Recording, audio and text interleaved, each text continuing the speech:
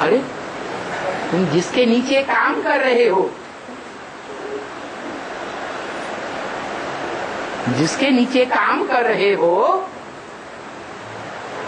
वो भ्रष्ट बुद्धि है या श्रेष्ठ बुद्धि है? देवता है या देवता से भी ऊंचा कोई भगवान है? किसके अंडर में, किसके डंडे के नीचे काम कर रहे हो? हा? अरे किसके डंडे के नीचे? हा? भ्रष्ट बुद्धियों के डंडे के नीचे काम कर रहे हो या श्रेष्ठ के नीचे काम कर रहे हो? सब भ्रष्ट है। इसलिए बोला प्रजातंत्र राज्य है बेकायदे राज्य। प्रजा के ऊपर प्रजा का राज्य मनुष्यों का बनाया हुआ राज्य है, नर के द्वारा बनाया हुआ राज्य।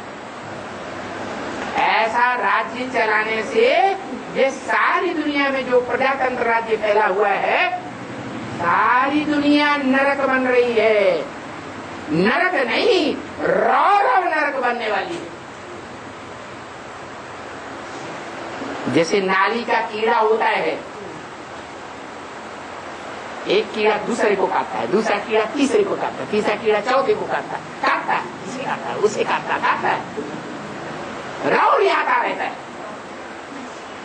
ऐसे रौरव नरक की नाली में से निकाल करके उन कीड़ों को साफ सुथरे स्थान पर धूप के प्रकाश में रख दो तो बिलबिला के मर जाएगा या जिंदा रहेगा? या तो रंग रंग करके नाली में चला जाएगा। कहाँ चला जाएगा? नाली में चला जाएगा। आज के दुनिया के बेसिक ब्राह्मणों और एडवांस ब्राह्मणों की भी यही गति है। आज निश्चय बुद्धि बनती है और कल क्या होता है? आज निश्चय बुद्धि की जन्म लेते हैं और कल अनिश्चय बुद्धि की मौत मरने लगती है। कोई गावड़ लेते हैं, अंदर अंदर घुटते ही रहते हैं। बाप कहते हैं मेरे पास जो भी ज्ञान था सारा ज्ञान तुम बच्चों को दे दिया। त्रिकालदर्शिता का जो भी जरूरी ज्ञान था वो सारा तुम बच्चों को दे दिया। अब उस ज्ञान की जुगाली करके, चबा चबा के, मंथन करके रस बना के खाएंगे तो तुम्हारा खून ज्यादा बनेगा, शुद्ध खून बनेगा। शुद्ध संकल्पों का खून अच्छे कर्म कराएगा।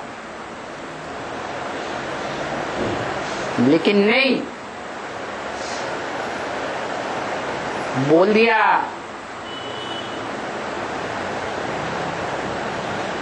एक से ज्ञान सुनेंगे तो अव्यभिचारी बनेंगे। अनेकों से ज्ञान सुनते रहेंगे, ये मिट मिला। हाँ, क्या बात है? ऐसे हाँ, हम भी ऐसे ही सोचते थे, लेकिन हम कोई से कह नहीं पाते थे। बिल्कुल ठीक कहा। रज रज के आप दूसरों से बातें करेंगे, बड़ी खुशी में नाचेंगे। हमको असलियत मिल गई, सच्चाई मिल गई। तो बताया एक से ज्ञान सुनना चाहिए। अनेकों से ज्ञान सुना तो विचारी ज्ञान हो जाएगा। यहाँ फाउंडेशन पड़ जाएगा। विचारी ज्ञान यहाँ संगम युग में जो सुनेंगे, शूटिंग पीरियड में, वो द्वापर युग से द्वैतवादी दूसरे धर्मों में कन्वर्ट हो जाएंगे। दूसरे धर्म पिताओं और उनके फॉलोअर से ज्ञान सुन करके कन्वर्ट होते हैं।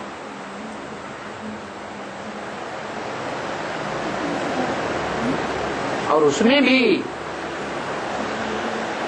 खास व्यास भारत के शास्त्रों में तो मान्यता है, ज्ञान सुनना ज्ञान सुनाना अच्छी बात है, लेकिन सदगुरु निंदा सुनिए न काना।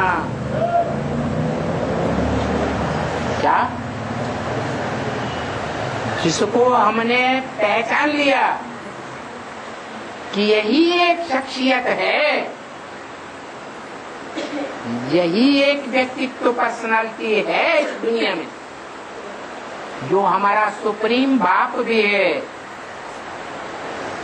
सुप्रीम टीचर भी है और सदगुरु के रूप में सारे संसार की प्रैक्टिकल में सदगति करने का निमित्त भी बनेगा। कैसी गति? सत गति। सदगति क्या होती है? ये पेन ऊपर चला जाए तो सदगति।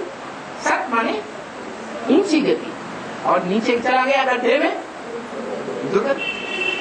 वो चाहे संकल्पों से हो, चाहे वाचा से हो, ऐसी वाचा चले जो सदगुरु को पहचान करके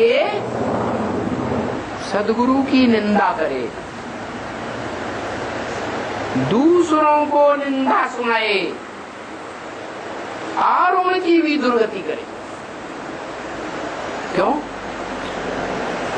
सदगुरु की निंदा कोई सुनेंगे, भारतवासी आत्मा होगी तो सुनी सुनाई बातों से दुर्गति में आएगी जरूर।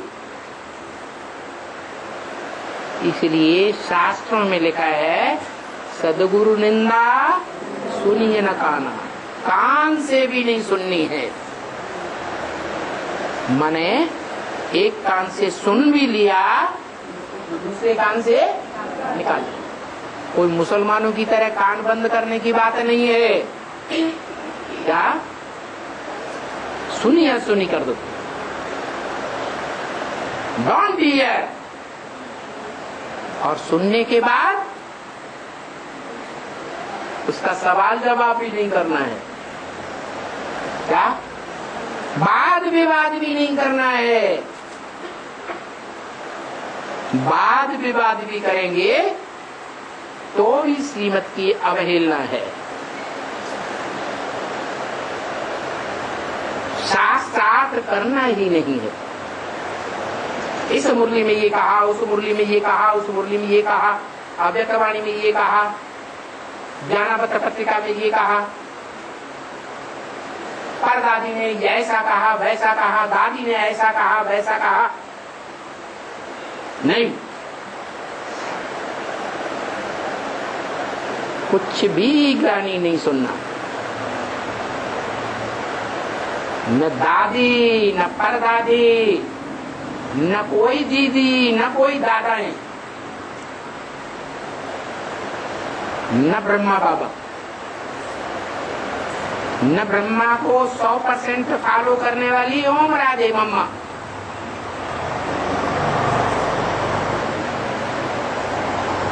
और उन मम्मा बाबा को पढ़ाई पढ़ने वाले, पढ़ाई पढ़ाने वाली 2 माताएं यज्ञ के आदि में जो थी या नहीं, वो भी सदगुरु नहीं है। सदगति करने वाली नहीं है। इस दुनिया में सब दुर्गति करने वाले। एक सदगुरु है, उस सदगुरु को हमने पहचाना है, जो 1 सेकंड में निसंकल्प हो सकता है।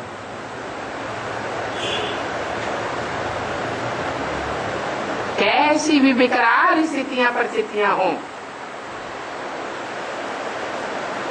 कोई संकल्प नहीं। एक शिव बाबा है, दूसरा नहीं।